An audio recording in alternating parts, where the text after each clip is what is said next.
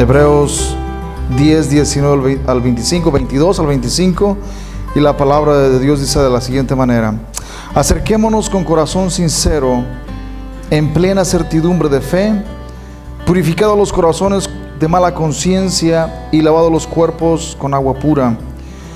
Mantengamos firme sin fluctuar la profesión de nuestra esperanza, porque fiel es el que prometió. Y considerémonos unos a otros para estimularnos al amor y a las buenas obras, no dejando de congregarnos, como algunos tienen por costumbre, sino exhortándoos, y tanto más cuanto veis que aquel día se acerca. Hermanos, cada generación de personas que viven en este mundo tienen retos y desafíos. Cada generación que ha vivido y que vivirá en este mundo tienen y tendrán retos y desafíos que tienen que enfrentar. Hermanos, a nosotros nos ha tocado vivir tiempos muy difíciles debido a que la sociedad en que vivimos ha formulado sus propias leyes. Y esto hace, hermanos, que el cristiano se vea confrontado con esos retos y esos desafíos. ¿Qué va a hacer el cristiano? ¿Va a aceptar esas leyes que contradicen la ley de Dios? ¿O va a hablar en contra de esas leyes? Hubo un hombre, hermanos, en la década de los 70 quien escribió un libro. Él se llamaba Francis Schaeffer y le quedó el apodo como el profeta del siglo XX. La razón, hermanos, por la cual a Francis Schaeffer le quedó este apodo es porque él habló muy extensamente sobre los males sociales y el problema que existía en la sociedad. A él le tocó vivir, hermanos, un tiempo muy similar al que nosotros nos encontramos viviendo. La época de la revolución de los hippies y todas esas cosas, cuando los jóvenes dejaban su pelo largo, la música rock que estaba iniciando, y hermanos, las drogas y el libertinaje sexual y todas esas cosas. Hermanos, tal parecía que la sociedad iba a desbocarse siguiendo esta corriente. Tal parece que, hermanos, esa corriente iba a influenciar a todo el país de Estados Unidos. Este hombre, hermanos, comenzó a hablar, y uno de los libros que hasta el día de hoy es muy importante y ha quedado casi como un clásico, es un libro titulado ¿Cómo debemos vivir entonces? Él mostraba que la ley de Dios es la que debe regir nuestra vida. Que si el ser humano, si el cristiano no se rige por la ley de Dios, lo único que existe en esta sociedad es caos moral y anarquía social. Él decía que el ser humano tiene que tener un estándar por el cual él debe vivir, y que si no existe ese estándar, cada persona es libre para hacer lo que le da la gana. Y el énfasis de este hombre llamado Francis Schaeffer no solo era para demostrar la existencia de Dios, pero también para demostrar, hermanos, que existe un estándar moral por el cual el ser humano debe vivir. Un estándar con el cual nosotros debemos medir nuestras acciones, si son correctas o si son incorrectas, si son buenas o si son malas. Hermanos, este hombre fue una influencia muy importante. Fue una influencia, una voz en medio de la oscuridad que se estaba viviendo en ese tiempo. Y a nosotros, hermanos, nos ha tocado vivir en otro tiempo similar, de retos y desafíos. Y la pregunta que hizo Schaeffer, hermanos, se sigue repitiendo: ¿cómo debemos vivir entonces? ¿De qué manera debemos vivir en este mundo? ¿Cuál es el estándar que el cristiano tiene? Hemos estado viendo en los estudios de la escuela dominical que es la ley de Dios. La palabra de Dios es el estándar por el cual el cristiano debe regirse. Pero no solamente el cristiano, hermanos. La ley de Dios va más allá de las cuatro paredes de las iglesias. La ley de Dios también debe infiltrar el gobierno, porque el gobierno ha sido puesto por Dios y el gobierno debe someterse también a la ley de Dios. El momento que el gobierno quebrante las leyes de Dios, hermanos, ese momento el gobierno comenzará a formular leyes tiránicas y leyes que oprimirán al pueblo. Pero no solamente eso, hermanos, puede traer juicios de Dios debido al quebrantamiento abierto de la ley de Dios. El escritor de Hebreos, hermanos, escribió estas palabras en un contexto muy parecido. Cristo había muerto, resucitado de entre los muertos, había ascendido al cielo y ahora Él estaba sentado a la diestra del Padre. Y en ese contexto, los cristianos parecería que tendrían que vivir vidas en victoria, ¿no es cierto? Porque Él venció la muerte, Él venció al diablo. Parecería que el cristiano tenía que experimentar la victoria en su vida personal. Pero, hermanos, parecía todo lo contrario. Los cristianos estaban siendo perseguidos, estaban siendo masacrados, no solamente por parte de los judíos, pero también por parte de los emperadores romanos. Y tal parecía que lejos de tener victoria, solamente los cristianos tenían derrota, hermanos. Y los cristianos que estaban abrazando, los judíos que estaban abrazando la fe cristiana y que estaban abandonando el judaísmo, al experimentar persecución y problemas, se sentían tentados a regresar al judaísmo.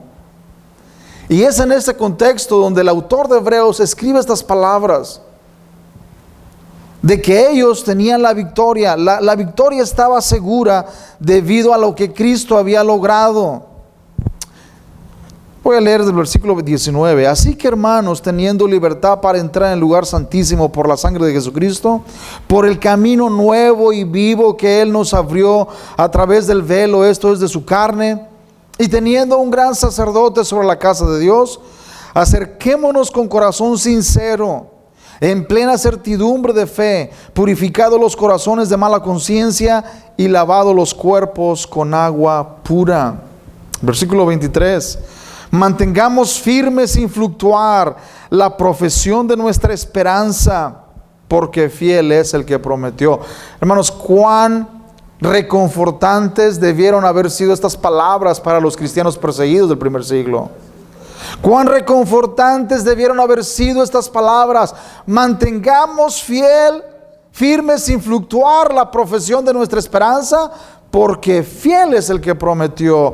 No importa cuánto ustedes tengan que padecer, manténganse firmes.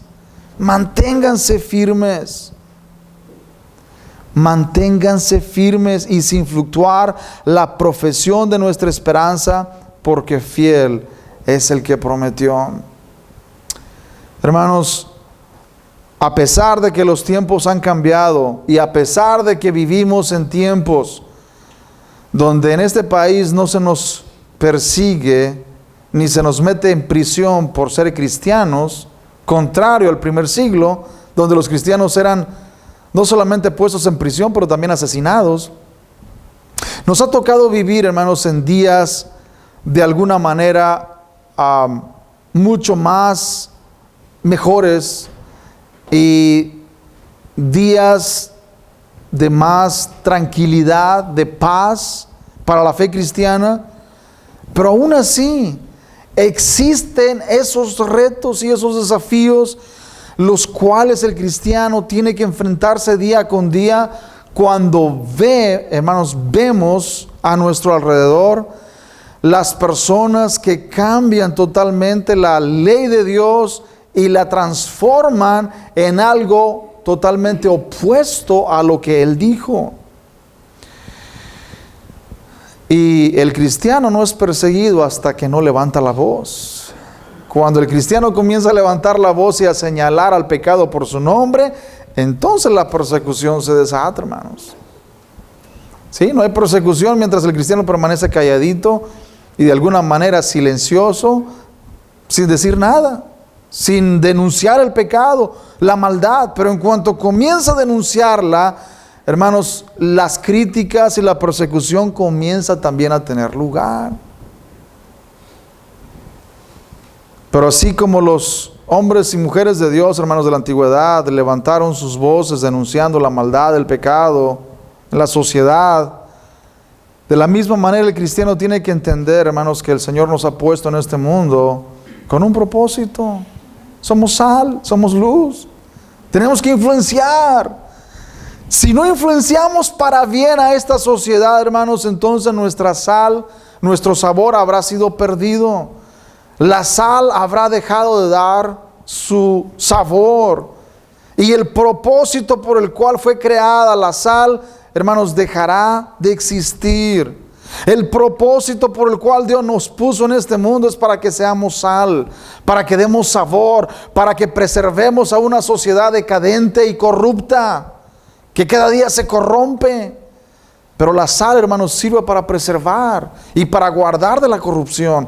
Yo creo que la sociedad está como está, hermanos, porque la iglesia en general ha fallado en dar este sabor. Yo creo que la sociedad se encuentra de esta manera porque la iglesia no ha cumplido con la misión y función que debería cumplir. Hermanos, la iglesia está compuesta de millones y millones de personas. Deberíamos tener una influencia mejor, pero lamentablemente no lo estamos teniendo. ¿Cómo debemos vivir entonces, hermanos? ¿Cómo debemos vivir en vista a la desintegración moral, la desintegración social? ¿Cómo debemos vivir? ¿Cómo debemos vivir, hermanos, cuando el gobierno formula leyes que amenazan la estabilidad social y amenazan la misma existencia de la familia? La misma existencia de la familia está siendo amenazado por las leyes del gobierno. ¿Cómo debemos vivir? ¿Debemos conformarnos y debemos pensar que eso está bien? ¿O debemos alzar nuestra voz y decir y hablar que eso está totalmente en contra de la ley de Dios y que no hay, hermanos, nación que pueda salirse con la suya cuando formulan estas leyes? La iglesia, hermanos, no solamente está puesta en este mundo para evangelizar al perdido, está puesta como medio de preservación. Si no fuera así, Cristo no hubiera dicho: ustedes son la sal y la luz de este mundo. ¿Para qué? Si no somos el medio de preservación social, Cristo no hubiera dicho tales palabras. Pero somos el único medio de preservación. El único medio de preservación es la iglesia. Y como tal debemos cumplir con nuestra misión, con la función que el Señor nos ha dado para que cumplamos. El versículo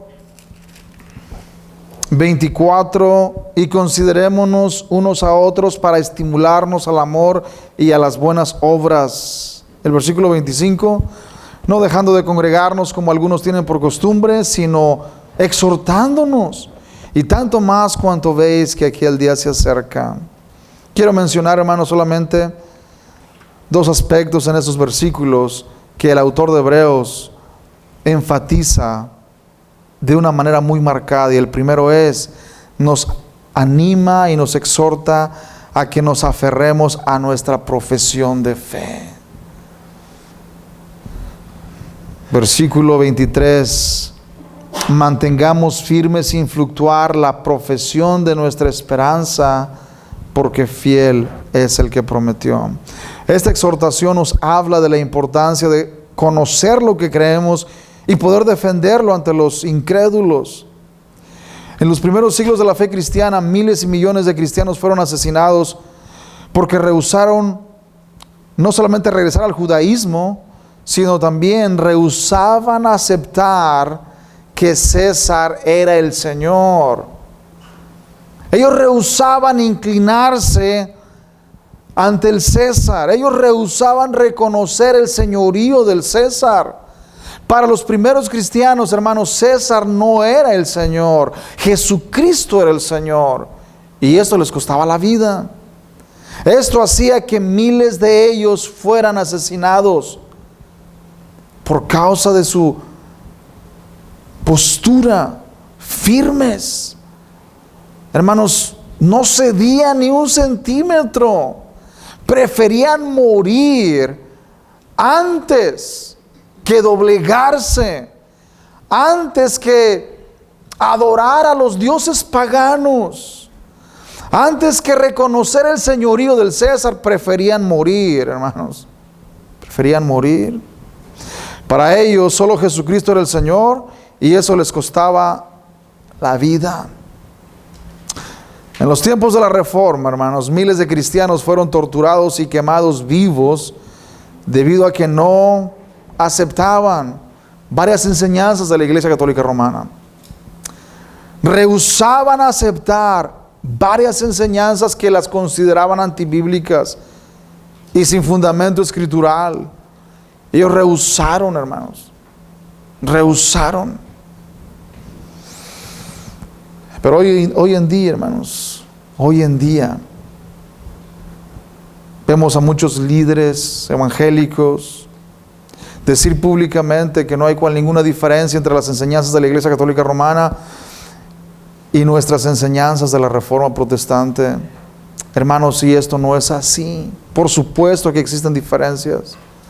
Roma nunca ha cambiado sus doctrinas, hermanos. El Concilio de Trento todavía es válido hasta el día de hoy. El Concilio de Trento, que anatemizó a las doctrinas protestantes y reformadas, hermanos, fue confirmado en los concilios Vaticano I y Vaticano II. Las doctrinas de la Iglesia Católica Romana no han cambiado. Han sido maquilladas, hermanos, pero no han cambiado. Esto no significa, hermanos, que debemos ser antagonistas hacia ellos. Ellos no son nuestros enemigos. No son nuestros enemigos. Pero debemos marcar una línea divisoria y debemos tener bien en claro que los reformadores no murieron por cuestiones secundarias. Ellos dieron sus vidas, hermanos, por cuestiones esenciales, doctrinas que iban al corazón del asunto. Y esas mismas doctrinas, hermanos, nos dividen el día de hoy. Nos dividen el día de hoy. Aunque muchos cristianos evangélicos no lo vean de esa manera, es la verdad. En el día de hoy, miles de cristianos están siendo perseguidos y asesinados en países árabes, musulmanes como Irak, Siria, Sudán, por causa de su fe en Cristo. Cada uno de esos mártires, hermanos, cumplen las palabras del apóstol Juan, ahí en Apocalipsis capítulo 12. Si vamos a Apocalipsis 12, versículo 11. Apocalipsis 12, versículo 11 nos dice de la siguiente manera: y ellos le han vencido por medio de la sangre del Cordero y de la palabra del testimonio de ellos, y menospreciaron sus vidas hasta la muerte. Hermanos, no es que a ellos no les importaba su vida. Por supuesto que a ellos les importaba su vida.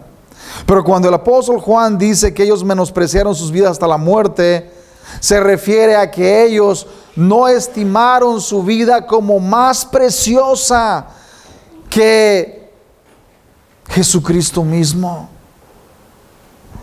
Hubo en el primer siglo muchas personas que se decían cristianos, y cuando eran confrontados con o niegas a Cristo o aquí mueres, muchos de ellos negaron a Cristo, hermanos.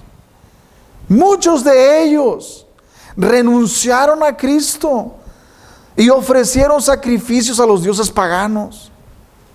Y después, cuando la persecución cesó, esas personas que habían renunciado a la fe cristiana querían tener puestos importantes en la iglesia.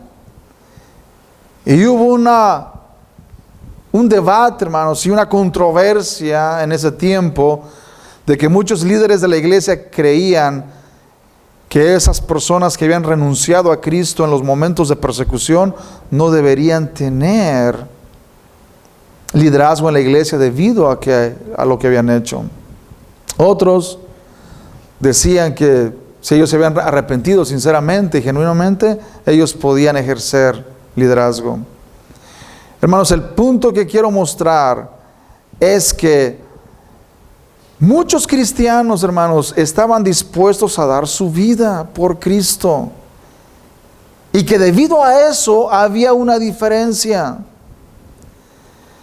Hermanos, el cristiano en este país posiblemente no tenga que dar su vida por causa del testimonio de Cristo.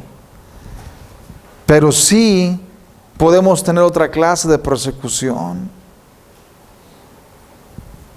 Y la pregunta es, ¿cómo vamos a reaccionar cuando seamos confrontados con esto?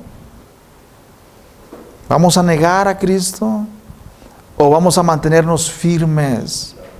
Como dice el autor de Hebreos, mantengamos firmes sin fluctuar la profesión de nuestra fe. Piensa por un momento, si te encontraras en esta situación, ¿cómo reaccionarías? ¿Cómo reaccionaríamos? ¿Sería más nuestra lealtad a Cristo, más fuerte, o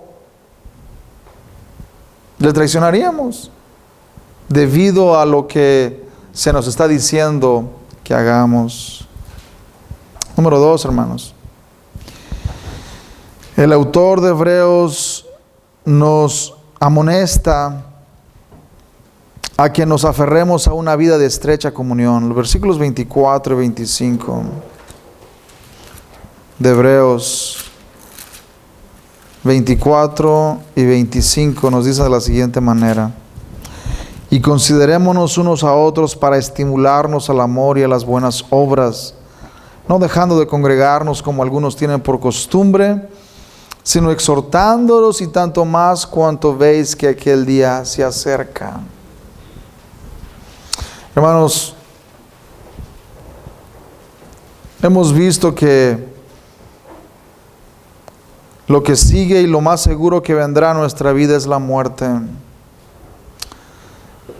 Si hay algo inminente, es la muerte. Es la muerte. Porque la muerte puede llegar en cualquier momento. La muerte puede sorprendernos en cualquier momento. Y ese día, hermanos, puede suceder en cualquier instante. Y si es así, nuestra vida debe estar lista, preparada para encontrarnos con el Señor. El autor de Hebreos nos dice que la vida que debemos vivir mientras estemos en este mundo debe ser en una estrecha comunión entre nosotros, entre los hermanos. Y la razón para ello, hermanos, es porque la fe cristiana no fue diseñada para vivirse al estilo llanero solitario, sino para vivirse en comunión con otros creyentes y en comunidad. Hermanos, la vida cristiana no puede vivirse en isolamiento, en aislamiento. La vida cristiana fue diseñada por el Señor para que se viva en comunidad. Somos el pueblo del pacto, hermanos. Así como Israel estaba en pacto con Dios, así la iglesia está en pacto con Dios.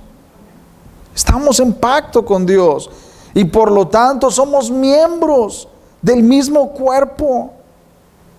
Tenemos que vivir practicando, hermanos, la comunión. No podemos vivir en aislamiento.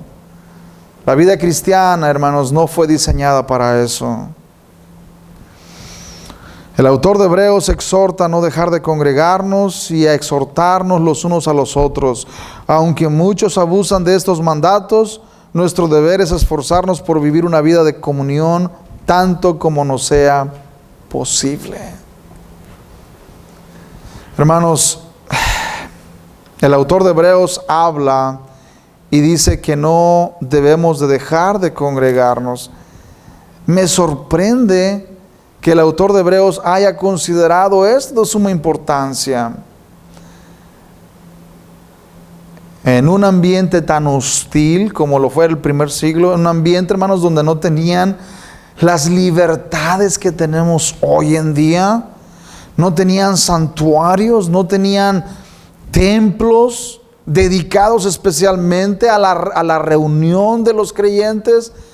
Tenían que andar reuniéndose en casas. Y posteriormente se reunían en las catacumbas de Roma, en casas y en otros lugares, hermanos, que jamás pueden ser llamados o compararse con los lugares donde nos reunimos en el día de hoy. Hoy día tenemos edificios de lujo comparados con los lugares donde ellos se reunían. Y aún así el autor de Hebreos les exhorta a no dejar de congregarse. La primera pregunta que me surge es, ¿por qué les exhorta a esto? ¿Qué acaso el autor de Hebreos no veía cuán difícil era congregarse? ¿Acaso el autor de Hebreos no veía, hermanos, lo peligroso que era reunirse como iglesia? Por supuesto que él sabía que era peligroso. Por supuesto que él sabía que era muy difícil congregarse. Pero aún así él les exhorta a no dejar de congregarse. Porque, hermanos, esto nos habla de que la vida de la iglesia debe ser vivida en comunión y en comunidad. Y la iglesia que no vive de esta manera, hermanos, está fallando en cumplir con el mandamiento del Señor. La pregunta, hermanos, para concluir, es la misma con la que inicié en esta mañana. ¿Cómo debemos vivir entonces? A la luz de que Cristo ha obtenido la victoria en la cruz del Calvario, en vista de que nuestra vida ha sido transformada, hemos sido perdonados, el Espíritu Santo ha hecho una obra de gracia en nuestro corazón, ¿cómo debemos vivir? ¿Cómo debemos vivir? Y la respuesta es sometiendo nuestra vida a los mandamientos de Dios, sometiendo nuestra vida a la ley de Dios, a la palabra de Dios, y trayendo todas las áreas, hermanos, de nuestra vida a la obediencia a Cristo. Todas nuestras áreas deben ser puestas bajo el señorío de Cristo. Debemos vivir una vida que glorifique a Dios, una vida que ponga en alto la verdad de Dios y una vida que pueda exhortar a otros con la verdad de Dios. La única manera, hermanos, de poder vivir en este mundo vidas fructíferas es cuando nos sometemos a la ley de Dios, a los mandamientos de Dios, y reconocemos que es el único camino que tenemos para caminar. Que cualquier otro camino, hermanos, que escojamos solamente lleva al quebranto, al dolor, a la miseria y al fracaso. Pongámonos de pie en esta mañana.